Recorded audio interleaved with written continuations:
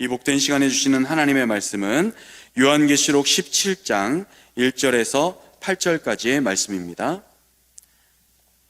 신약성경 415면에 있는 요한계시록 17장 1절에서 8절까지의 말씀입니다. 요한계시록 17장 1절에서 8절까지의 말씀입니다. 또 7 대접을 가진 7 천사 중 하나가 와서 내게 말하여 이르되 이리로 오라. 많은 물 위에 앉은 큰 은녀가 받을 심판을 내게 보이리라.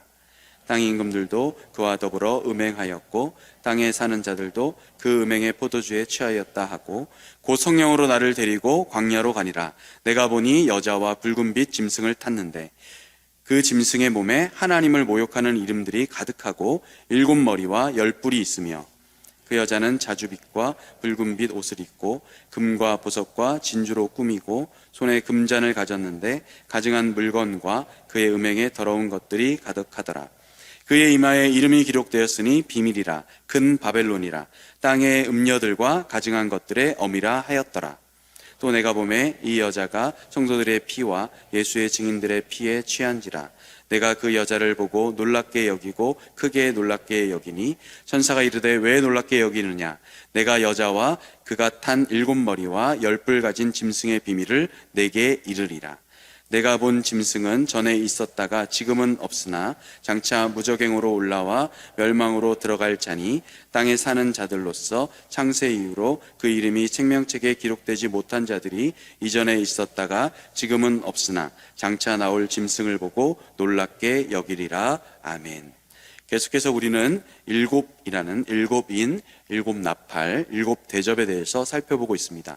특별히 이 7대접 재앙에 대한 확장판인 오늘 말씀 17장과 18장은 7대접 재앙에 대해서 살펴보고 있습니다. 이미 파괴된 문명의 상징인 큰 성 바벨론의 멸망을 다시 한번 살펴보고 있는 것입니다.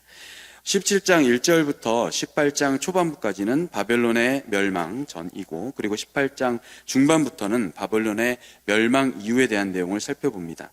16장의 내용들을 다시 한번 기억해 보시면 회개하지 않는 자들이 나오죠. 고집스럽고 무회개하는 그 주의자들에 대한 모습이 나타져 있습니다. 오늘 17장의 말씀은 안티크리스천 문화 뿐만 아니라 반기독교적인 문명, 곧 바벨론의 총체적인 부분의 종말 그리고 심판의 내용을 다루고 있습니다. 우리가 결론적으로 이 말씀을 대할 때, 이 본문을 대할 때 생각할 것은 이 큰 음녀인 이 바벨론에 대해서 두려워하거나 무서워하는 것이 아니라 정확하게 꿰뚫어보는 영적 통찰력이 우리 안에 있어야 하겠습니다. 이 바벨론은 반기독교적인 문명의 상징이다라는 것을 정확하게 보면 되는 것이고, 반기독교적인 사상으로 가득 찬 문명들의 종말, 그것은 결국 망함이다라는 확신을 가지고 보면 되겠습니다. 먼저는 이 바벨론 큰 음녀라고 불리는 자에 대해서 오늘 살펴보겠는데요, 이 중심으로 살펴보겠습니다. 많은 물 위에 이 큰 음녀가 앉아 있었다라고 하는 그림 언어로 이것을 보여주고 있죠. 이 물에 앉았다라고 할 때, 앉았다라는 것은 예수님께서 보좌에 앉으셨다라는 할 때 그 단어와 같은 단어로 쓰이고 있습니다. 그래서 모든 것의 왕중왕이신 예수님과 비슷하게 따라하는 것이 이 큰 음녀의 특징이죠. 오늘 본문은 이 큰 음녀, 곧 바벨론이 받을 심판을 7 천사 중 하나가 요한에게 보여준다라고 하면서 다가옵니다. 2절에 보시면 어떤 사람들이 음행하였고 어떤 사람들이 또 음행의 포도주에 취하였다고 나옵니까? 바로 땅의 임금들도 더불어 음행하였고 땅에 사는 자들도 음행의 포도주에 취하였다라고 나옵니다. 이것은 어떤 의미입니까?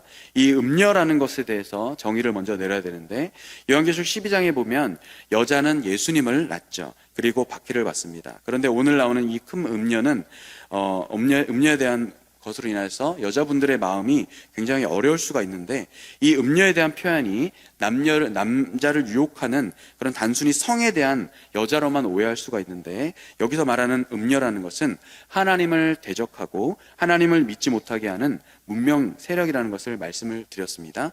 그래서 이 세력들은 예수님을 흉내내고 그들로 하여금 하나님을 신뢰하지 못하게 만드는 그 자체를 음녀라는 표현으로서 다라는 것입니다. 어떤 딱 맞는 지칭이 아니라 그런 세력을 말하는 것이죠. 그런데 그 땅에 임금들을, 그리고 사람들을 모두 더불어 그와 함께 음행을 하였다라고 얘기하고 있습니다. 그러니까 음녀의 유혹으로 인해서 하나님을 믿지 못하게 되는, 교제를 하지 못하게 만들어버리는 큰 여인의 활약이 있었다는 것이죠.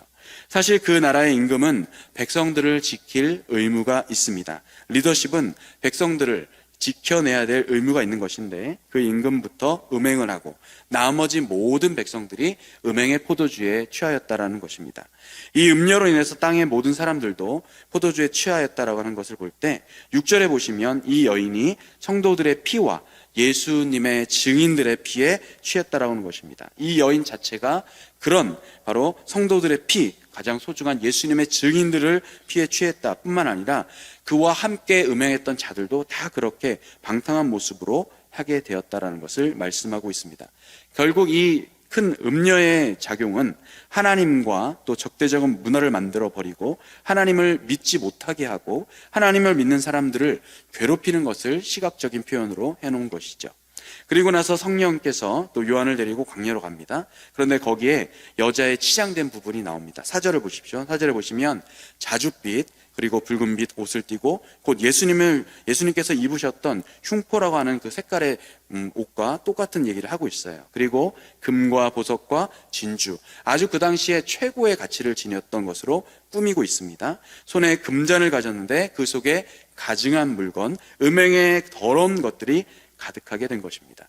금잔이라는 것은 굉장히 고급스러운데 그 안에 아주 아름답고 훌륭한 것들이 있어야 되는데 그것이 가득 차 보여야 되지만 가증한 물건, 하나님이 기뻐하지 않은 더러운 걸로 가득 차고 있다는 것입니다. 이렇게 사단은 흉내를 내고 광명의 청사로 우리에게 다가오지만 결국 어떻게 됩니까? 가증하고 더러운 것이 그 금잔에 가득하게 되는 것입니다. 그러 우리가 오늘 이 말씀을 묵상하며 우리의 경계를 늦추지 않았으면 좋겠습니다. 겉은 그렇지만 겉은 굉장히 화려해 보이지만 그 속은 하나님과 멀어지려는 문명이 우리 근처에 있다면, 그리고 우리가 그것을 접하고 있다면 우리가 그것을 잘 분별할 수 있는 바로 통찰력을 갖기를 희망해야 된다는 것입니다. 5절에 보시면 그의 이마에 이름이 새겨져 있는데 그 음녀의 이마에 이제 이름이 기록되어 있는데 그것은 비밀이라고 합니다. 이것이 비밀이라는 것이 문자적인 것으로도 될 수 있겠지만 공개적인 비밀로 나와 있습니다. 참 재미있는 것인데요. 그 다음에는 바로 바벨론이다라고, 큰 바벨론이다라고 다시 밝혀지게 되고 땅의 음녀들과 가증한 것의 어미, 결국 말하면 이것은 음녀는 바로 이 가증한 것들의 끝판왕이다라고 설명하고 있습니다. 세상에 믿지 않은 문화와 벽을 쌓는 것은 하나님이 우리에게 원하시는 것은 아닙니다.